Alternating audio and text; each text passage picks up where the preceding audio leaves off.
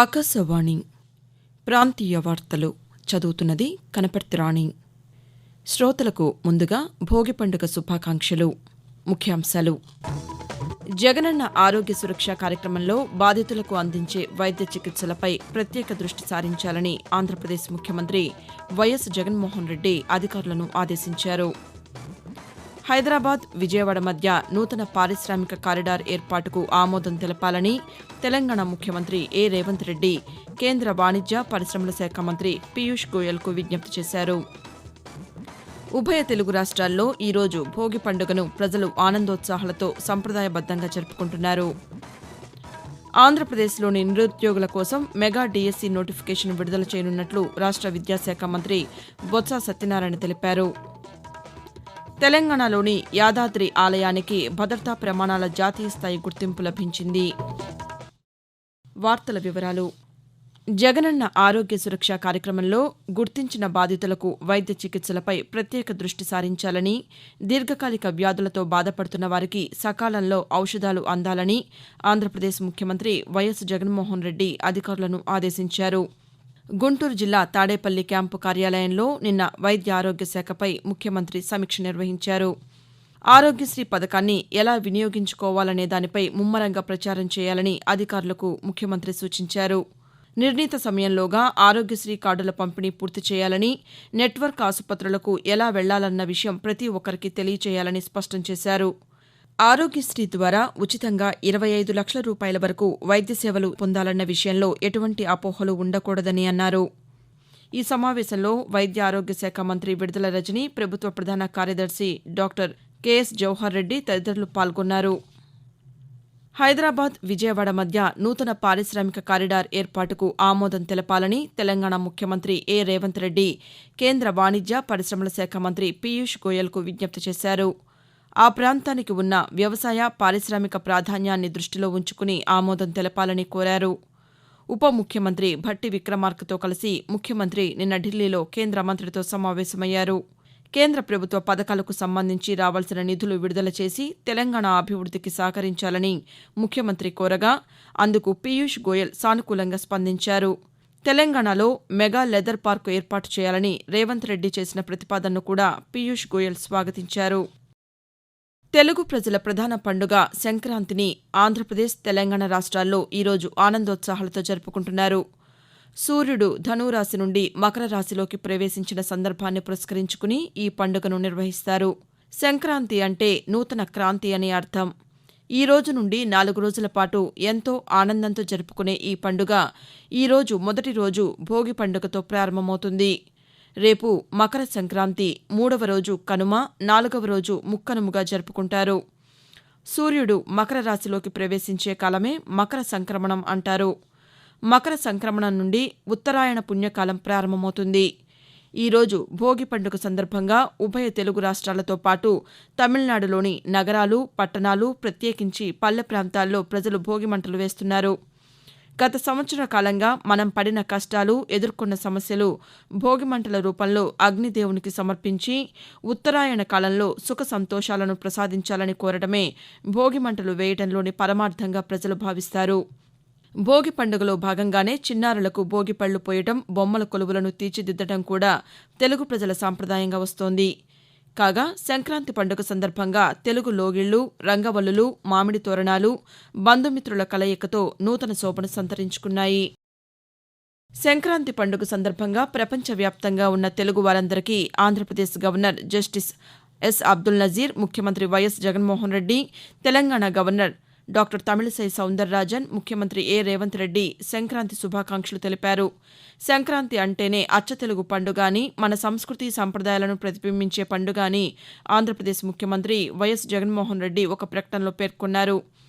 రాష్ట్రంలో మొదలైన ప్రజాపాలనలో స్వేచ్ఛా సౌభాగ్యాలతో ప్రజలు సంతోషంగా సంబరాలు చేసుకోవాలని తెలంగాణ ముఖ్యమంత్రి రేవంత్ రెడ్డి ఆకాంక్షించారు. తెలుగుదేశం పార్టీ అధ్యక్షులు నారా చంద్రబాబు నాయుడు, భారతీయ రాష్ట్ర సమితి పార్టీ అధ్యక్షులు కె చంద్రశేఖరరావు, జనసేన పార్టీ అధ్యక్షుడు కె పవన్ కళ్యాణ్ కూడా ప్రజలకు సంక్రాంతి శుభాకాంక్షలు తెలిపారు. ప్రజలందరూ సుఖ సంతోషాలతో భోగి, సంక్రాంతి, కనుమ పండుగలు జరుపుకోవాలని రాష్ట్ర పర్యాటక, క్రీడా, సాంస్కృతిక శాఖల మంత్రి ఆర్కే రోజా ఆకాంక్షించారు. ఆయుష్మాన్ భారత్ ప్రధానమంత్రి జన ఆరోగ్య యోజన కింద దేశవ్యాప్తంగా ఇప్పటి వరకు 30 కోట్లకు పైగా ఆయుష్మాన్ కార్డులను జారీ చేశారు. ఈ కార్డు ద్వారా అర్హులైన కుటుంబ సభ్యులకు కార్పొరేట్ ఆసుపత్రుల్లో సంవత్సరానికి 5 లక్షల రూపాయల వరకు వైద్య సేవలను అందిస్తారు. ప్రధానమంత్రి నరేంద్ర మోదీ 2018వ సంవత్సరం సెప్టెంబర్లో ఈ పథకాన్ని ప్రారంభించారు. ఈ పథకం ద్వారా దేశవ్యాప్తంగా 10 కోట్ల కుటుంబాలకు లబ్ది చేకూర్చాలని లక్ష్యంగా నిర్దేశించారు. 30 కోట్ల మందికి పైగా ప్రజలు ఉచిత చికిత్సకు సంబంధించి ప్రధానమంత్రి నరేంద్ర మోదీ గ్యారంటీని పొందారని కేంద్ర వైద్య ఆరోగ్య శాఖ మంత్రి డాక్టర్ మన్సుఖ్ మాండవీయ సామాజిక మాధ్యమంలో తెలియజేశారు. ఆకాశవాణి ప్రాంతీయ వార్తలు వింటున్నారు. సంక్రాంతి పండుగ తరువాత రాష్ట్రంలోని నిరుద్యోగుల కోసం మెగా డీఎస్సీ నోటిఫికేషన్ విడుదల చేయనున్నట్లు ఆంధ్రప్రదేశ్ విద్యాశాఖ మంత్రి బొత్స సత్యనారాయణ తెలిపారు. ఇందుకోసం ప్రభుత్వం అన్ని ఏర్పాట్లు చేస్తోందని పేర్కొన్నారు. మెగా డీఎస్సీపై ముఖ్యమంత్రి వైఎస్ జగన్మోహన్ రెడ్డితో ఇప్పటికే సమీక్ష నిర్వహించామని, నోటిఫికేషన్కు సంబంధించిన వివరాలను త్వరలోనే ప్రకటిస్తామని మంత్రి వెల్లడించారు. తెలంగాణలోని యాదాద్రి శ్రీ లక్ష్మీ నరసింహస్వామి దేవాలయానికి కేంద్ర ఆరోగ్య కుటుంబ సంక్షేమ శాఖ పరిధిలోని ఆహార భద్రత ప్రమాణాల ప్రాధికార సంస్థ నుంచి భోగ్ జాతీయ స్థాయి గుర్తింపు లభించింది.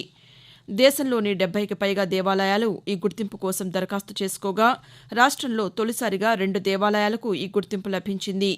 మధ్యప్రదేశ్లోని ఉజ్జయిని వంటి ప్రముఖ ఆలయాలకు మాత్రమే ఇప్పటివరకు ఈ గుర్తింపు రాగా తెలంగాణలో యాదాద్రి, వర్గల్ సరస్వతీమాత మందిరాలకు ఈ గుర్తింపు లభించడం విశేషం. కేంద్రం నుంచి వచ్చిన ప్రత్యేక ఆడిట్ బృందం యాదాద్రి, వర్గల్ దేవాలయాల్లో శుచి, శుభ్రత అంశాలపై పరిశీలన చేసి ఈ గుర్తింపునకు ప్రతిపాదించింది. కేంద్ర ప్రభుత్వ పథకాలను అర్హులందరికీ అందచేయాలనే సంకల్పంతో కేంద్ర ప్రభుత్వం నిర్వహిస్తున్న వికసిత్ భారత్ సంకల్ప యాత్రలు ఆంధ్రప్రదేశ్లో విజయవంతంగా కొనసాగుతున్నాయి. పశ్చిమ గోదావరి జిల్లాలోని ఆచంట మండలం కరుగోరుమిల్లి గ్రామంలో నిన్న నిర్వహించిన వికసిత్ భారత్ సంకల్ప యాత్రలో ప్రజలు పెద్ద ఎత్తున పాల్గొన్నారు. వివిధ ప్రభుత్వ శాఖల అధికారులు ప్రజలకు కేంద్ర ప్రభుత్వ పథకాలపై అవగాహన కల్పించారు. ప్రధానమంత్రి నరేంద్ర మోదీ అమలు చేస్తున్న సంక్షేమ పథకాల వల్ల తమకెంతో ప్రయోజనం కలిగిందని లబ్దిదారులు ఆకాశవాణికి వివరిస్తూ, నా పేరు పిప్పర్పల్లి రామలక్ష్మి. మాది ఆచంట మండలం, పశ్చిమ గోదావరి జిల్లా. మాది కరుగూరు మిల్ అండి. ఆశా వర్కర్గా పనిచేస్తున్నాను. నేను అద్దెంట్లో ఉండేదాన్ని అండి. అద్దె కొట్టుకోవడానికి కూడా ఈ చిన్న ఉద్యోగంతో చాలా ఇబ్బంది పడేదాన్ని. నరేంద్ర మోడీ గారు ఇల్లు లోన్ ఇచ్చారు. ఇల్లు లోన్ వల్ల మేము ఇల్లు కట్టుకున్నాము. మాది కరుగూరమిల్లి, ఆచంట మండలం. నేను ప్రెగ్నెంట్ గా ఉన్నంత సేపు చాలా కేర్ తీసుకుని ఆశా వర్కర్లు 3 ఇంజక్షన్లు చేశారు. అంగన్వాడీ శాఖ నుండి పోషకాహారాలన్నీ లభించాయి. నేను గవర్నమెంట్ హాస్పిటల్లో డెలివరీ అయ్యాను. నాకు మొదటి విడత 1000 రూపాయలు, రెండో విడత 5000 వేశారు. ఆచంట మండలం, కరుగూరమిల్లి, కొప్పిచెట్టు పార్వతి. వైద్యం చేయించుకుంటాకండి. ఆయుష్మాన్ బావ మా కుటుంబంలో 10 కార్డులు వచ్చినాయండి. ప్రధానమంత్రి గారికి ధన్యవాదాలు. తెలంగాణ సంస్కృతి సంప్రదాయాల ఔన్నత్యాన్ని ప్రపంచ దేశాలకు చాటుదామని రాష్ట్ర పర్యాటక సాంస్కృతిక శాఖ మంత్రి జూపల్లి కృష్ణారావు ప్రజలకు పిలుపునిచ్చారు. ఆ శాఖ ఆధ్వర్యంలో సికింద్రాబాద్ పెరేడ్ మైదానంలో 3 రోజుల పాటు నిర్వహించనున్న అంతర్జాతీయ కైట్స్ స్వీట్స్ ఫెస్టివల్ను రవాణా శాఖ మంత్రి పొన్నం ప్రభాకర్తో కలిసి ఆయన ప్రారంభించారు. పర్యాటక సాంస్కృతిక శాఖల క్యాలెండర్ను ఆవిష్కరించారు. వచ్చే ఏడాది నుంచి ఇటువంటి ఉత్సవాలను జిల్లాలు, మండల స్థాయిల్లో నిర్వహించేందుకు చర్యలు తీసుకుంటామని కృష్ణారావు వెల్లడించారు. ప్రాంతీయ వార్తలు ముగించే ముందు ముఖ్యాంశాలు మరోసారి. జగనన్న ఆరోగ్య సురక్ష కార్యక్రమంలో బాధితులకు అందించే వైద్య చికిత్సలపై ప్రత్యేక దృష్టి సారించాలని ఆంధ్రప్రదేశ్ ముఖ్యమంత్రి వైఎస్ జగన్మోహన్ రెడ్డి అధికారులను ఆదేశించారు. హైదరాబాద్, విజయవాడ మధ్య నూతన పారిశ్రామిక కారిడార్ ఏర్పాటుకు ఆమోదం తెలపాలని తెలంగాణ ముఖ్యమంత్రి ఏ రేవంత్ రెడ్డి కేంద్ర వాణిజ్య, పరిశ్రమల శాఖ మంత్రి పీయూష్ గోయల్కు విజ్ఞప్తి చేశారు.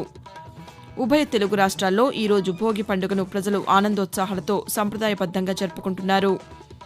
ఆంధ్రప్రదేశ్లోని నిరుద్యోగుల కోసం మెగా డీఎస్సీ నోటిఫికేషన్ విడుదల చేయనున్నట్లు రాష్ట్ర విద్యాశాఖ మంత్రి బొత్స సత్యనారాయణ తెలిపారు. ఆకాశవాణి ప్రాంతీయ వార్తలు ఇంతటితో సమాప్తం.